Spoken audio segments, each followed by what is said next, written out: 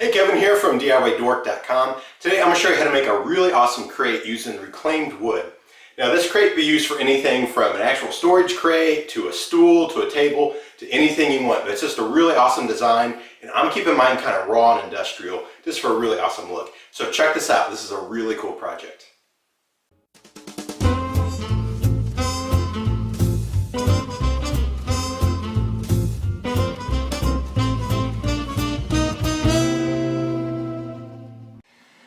Alright, so here's the pile of old reclaimed wood that I'm starting with.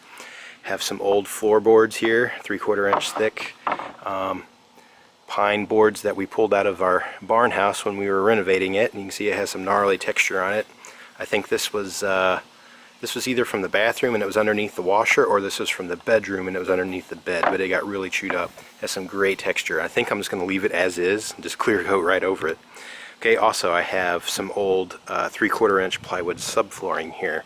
Lots and lots of great texture to it. I think that'd be really cool to have some of the planks of this table be the plywood and some of it be this old wood here.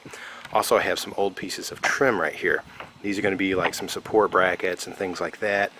And I may sand these up just a little bit, keep some of the white on there, and just to give them that kind of old look. And then I also have a piece of 1/2 inch plywood here, and that's only to be used as a spacer. It's not actually one of the main parts of the table. Alright, so now what I'm going to do is just take my table saw over there, and I'm going to rip everything down into 5 inch wide slats, and that'll be the basis of how to build the table, and then I'll have to cut them to length and all that later. And what I decided to do is I'll make a graphic showing all the pieces you need and what sizes, and I'll post that on my site, and that way you can go check it out if you want to build a table just like this. It's easier than trying to explain everything here in the video. So that's what I'm going to do next. I'll rip these down and we'll go on from there.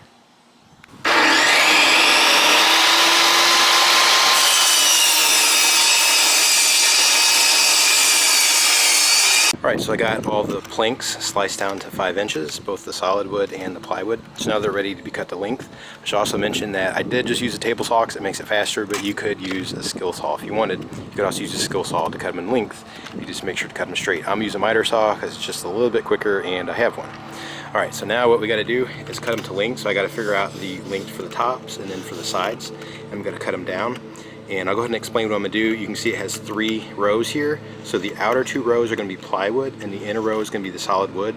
And then I don't have it on my little crappy drawing here, but I got some pieces that are going to go in the back. And I'm going to make them out of solid wood. And then the little brackets and supports will all be solid wood. So let me chop them to length and then I'll show you how this thing goes together.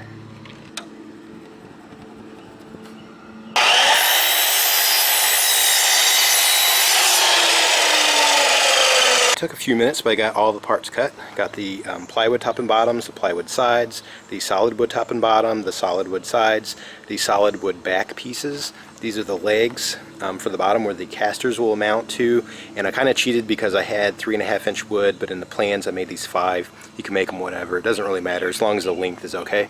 And then these are the inside supports. Now these were trimmed, so that's why they're painted white. I think they contrast a little too much with the old raw wood, so I think what I'm going to do is I'll sand these down and I'll do kind of a distressed gray later. But right now what we got to do is start putting together boxes, and then we'll assemble them all together to make the table. So I'll show you how I do that next. Alright, so I'm putting the crate together, and what you got to do first is build these rings. There's going to be 3 rings to this crate, 2 of them out of plywood like this, and then 1 of them out of solid wood. I want to show you a couple of details real quick. First of all, I got it clamped together with a little picture frame clamp here. It just holds everything at a nice 90-degree angle while I'm drilling and screwing it together. But I want to show you the layout. It has like a twist to it. You can see this board goes all the way up to the end, and that one starts. Then that one goes all the way to the end. Then this one starts. So you can see it has a little twist. So that will help determine which way the screws will go in. So first thing I'm going to do is pre-drill 2 holes here. Then on this side, they'll be here. On that side, they will go in this way. And then here, they will go in that way. Alright. Then I'll take my countersink and I will just kind of wallow out that hole a little bit so that the head of my 2-inch wood screws will they'll sink into the wood, so they're not going to stick out. So then I'll put 2 screws here, 2 there, 2 there, and 2 over here in this direction, and then this ring will be put together. Then I will build the other 2 rings, and then they will all get joined together with little support bars. So how about I get these put together, and then I'll show you how to rig them all together with the support bars.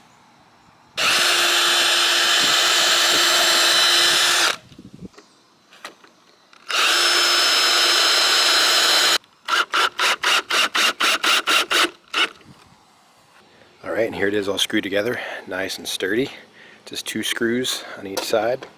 And check out all that texture on there. Really, really cool look. I'm definitely going for that like super raw industrial look, you know, just finding the reclaimed wood as is, using it. I mean, I even kept the printing on there. I know not everyone's going to be into that, but I think it'll be interesting when it's all put together. So I'm going to go ahead and finish the other 2, and then I think I'm going to go ahead, and once I get the all 3 made, I'm going to round off the corners just a little bit so they're not quite so sharp.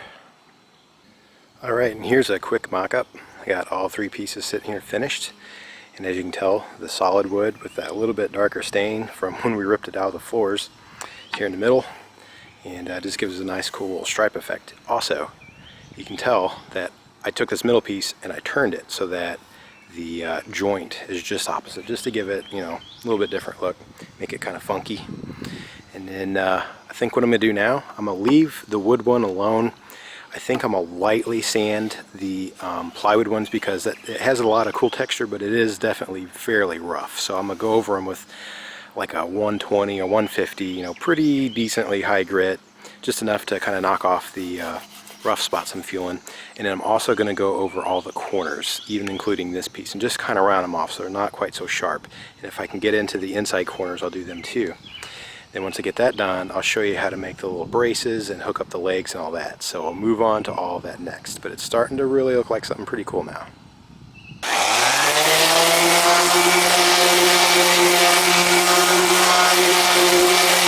Okay, so all of the rings are now sanded. The edges are nice and round so they're not too sharp. I got the insides, the outsides, everywhere, and then I lightly sanded the faces of the plywood ones so that they're not too splintery, but they still keep the cool texture.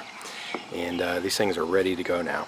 So the other parts, while I was at it, I went ahead and sanded these too. These are the braces that go on the bottom where the casters will screw to, and they were painted white, so I decided to leave it and just sand it a little bit and get that really cool distressed wood grain popping through.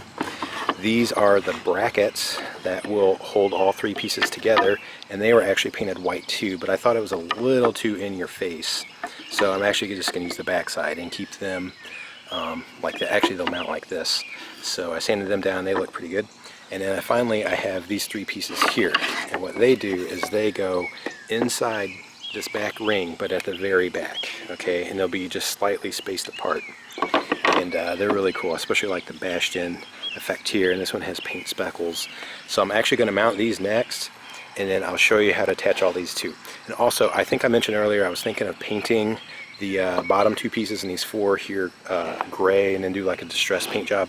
But I decided I really liked the just super raw look of this, so I'm not even going to clear coat, I'm not going to paint anything, I'm just going to put it together as is, and I think it'll be a really cool look. So next I'll show you how to attach these.